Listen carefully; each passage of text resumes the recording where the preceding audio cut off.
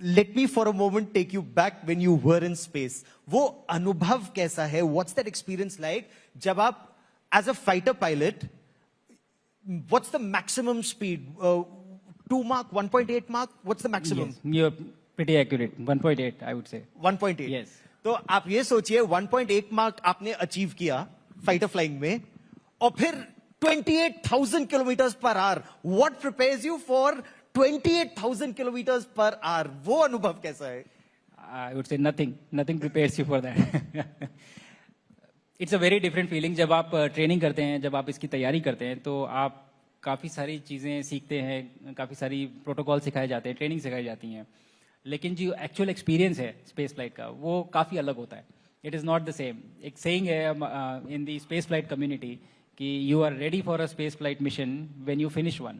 जब आप एक ख़त्म करते हैं, तो जो रियल टाइम एक्सपीरियंस है, जब आप उसको अनुभव आपको लेते हैं उस चीज़ का, तब आपको समझ में आता है कि अच्छा ये तो डिफरेंट है. So my transition, like fighter flying was fascinating. It was absolutely thrilling and I loved every second of it. और उसी का एक्सटेंशन एक तरह से मैंने अपने मन में सोचा था कि स्पेस फ्लाइट भी होगी.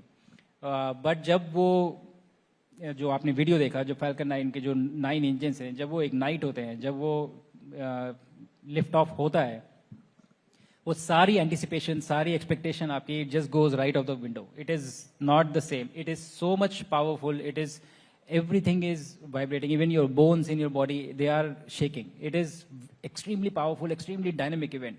So you go from 0 to 28,500 kilometers per hour in 8.5 minutes.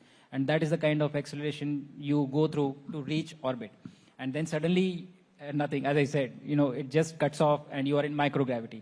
So I think this entire, the process of the space flight, it is so unique that we as humans have never experienced it. तो जब आप space में जाते हैं, होता क्या है कि आपकी बॉडी जो है, it has always evolved in the environment of gravity. हमें और कुछ पता नहीं है इसके अलावा. जब आप पहली बार स्पेस में पहुंचते हैं और ग्रेविटी नहीं होती है, तो suddenly your body starts to rebel. It starts to give you signs and changes happen. Some examples I would say कि all the blood in your leg, it starts going up because there is no gravity pulling it down. तो वो आपके, it goes into your head. So your head literally becomes bigger, not because you are in space, but physiologically there are changes happening. Your heart slows down because it doesn't have to work against gravity to pump blood to your head. Your spine, you become taller by 3 to 4 inches, wow, in space. But it's not lasting. You come back and you get shorter again. So